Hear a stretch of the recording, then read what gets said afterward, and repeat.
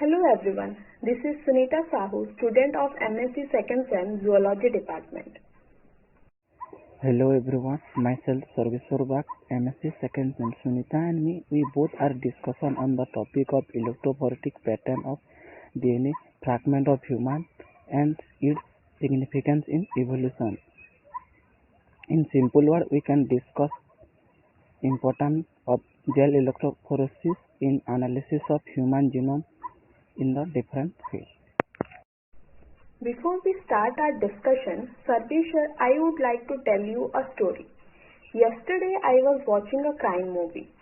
There was a gang who forcefully entered into house and killed all the family members, mugged their house without leaving any clue. They continued this for 2 to 3 years. About 10 families were killed and the police was unable to catch them. The police, CBI, all were fed up, but one night after the gang went, the police investigated the scene and found a fingerprint. Using this fingerprint, they were able to catch the whole gang. Sarveshwar, now can you explain the mystery behind it? That's an interesting movie. A single fingerprint is sufficient to catch a criminal. Our forensic department is using this technology to solve many cases, and this technology is DNA fingerprint and use gel electrophoresis to distinguish between samples of the genetics material. The police maybe have got to any biological samples such as hair, skin, tissue, blood from crime scenes, and they isolated DNA from the samples. You have a great knowledge, Sarveshwar. But before you explain the technique further, I would like to interrupt you and throw some light on human genome. Let's first understand the word genome. Genome is the total number of genes present in haploid set of chromosomes. Humans are diploid, having 46 chromosomes. So human genome is the total number of genes present in 23 chromosomes. Human genome is about 6.4 billion base pairs long. To study human genome project was proposed. The goal of Human Genome Project was to map all of human genes on the chromosome to find total number of genes and their nucleotide sequence.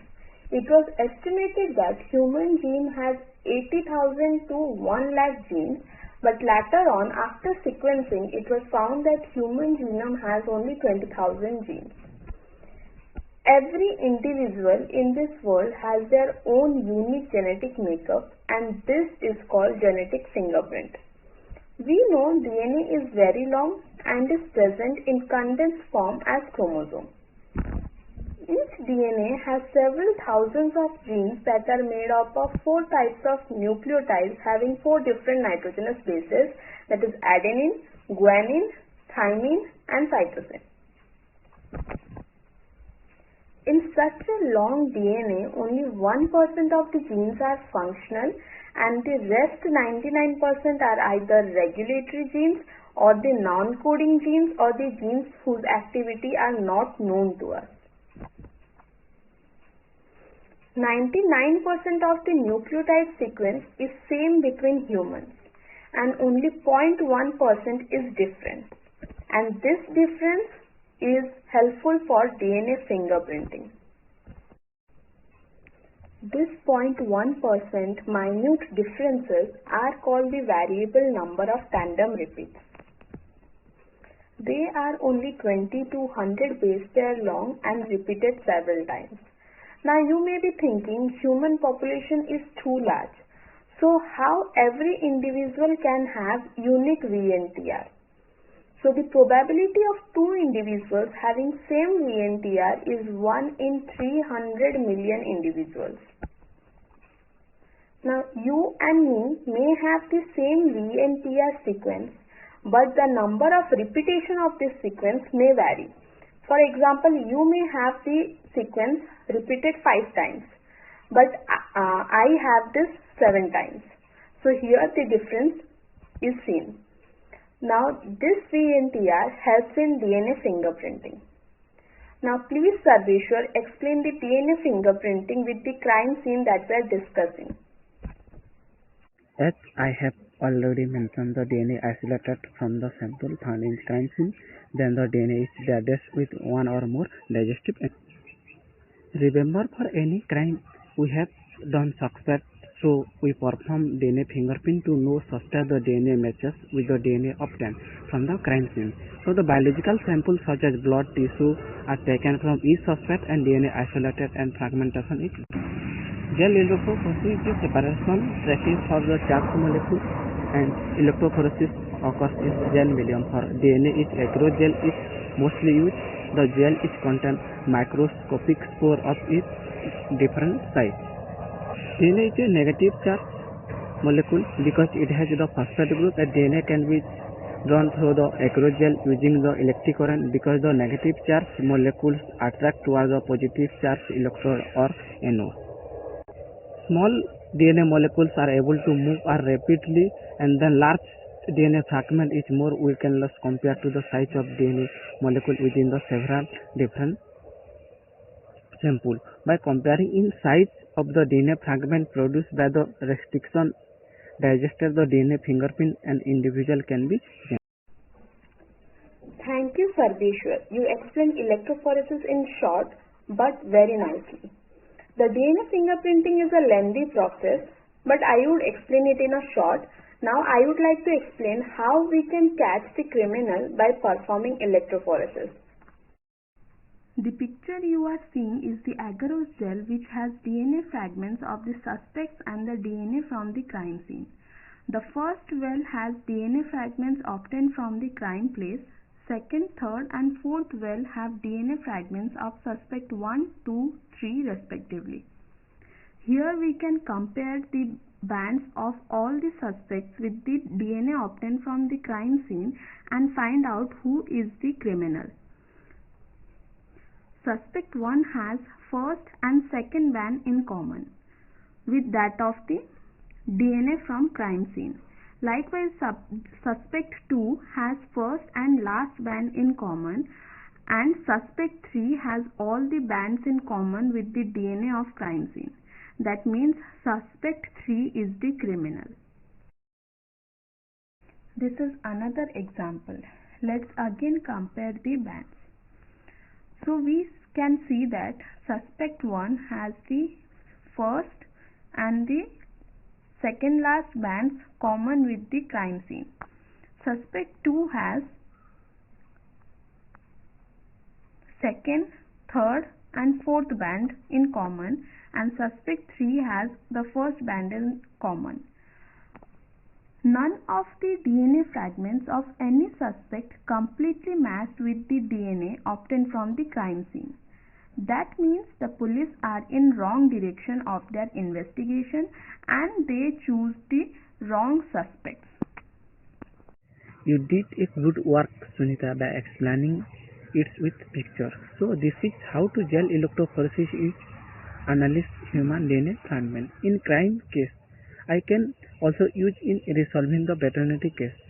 So we know a child half from gene from mother and half gene from father. So in this picture you can see the top of two buttons are similar to mother. The man one has no band to common to child, and man 2 has common band, means the man 2 is the father of this child. Now let's the discussion in important in evolution. Technique of gel electrophoresis in evolutionary significance solves many problems in evolution such as amount and type of genetics variation in population and the genetic variation in population and the genetics difference between the species. Further, we can go in the discussion gel electrophoresis and how it's related to evolution. In evolution, gel electrophoresis is used to study evolutionary relationship to analyzing the genetic similarity among the population or species. Sunita, please explanation it with examples. In evolution, electrophoresis helps in studying the evolutionary relationship between different organisms. It helps us to study different genes in different species and draw a conclusion. It helps to draw cladogram or phylogenetic tree that helps us in study of ancestor and its descendants. I would again like to take an example and explain this point. So let's study the evolution of cytochrome C gene. We all know cytochrome C is an important component of the electron transport chain and it triggers apoptosis. In this example, we are going to study and correlate the cytochrome C gene of human, gorilla, chimpanzee, monkey and dog.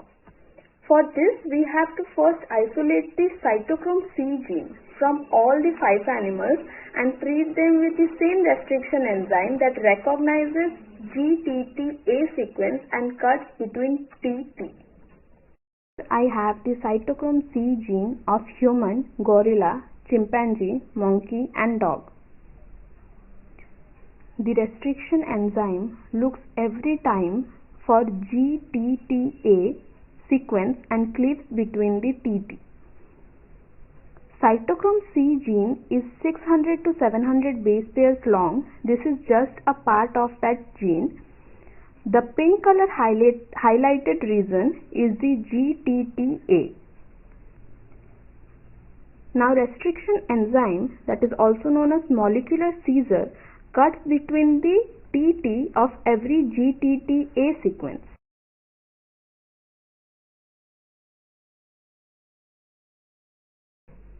Now we have many fragments of different sizes and we transferred them to gel and perform electrophoresis. Due to the force of electric field, the small pieces will migrate down and the larger ones will stay up.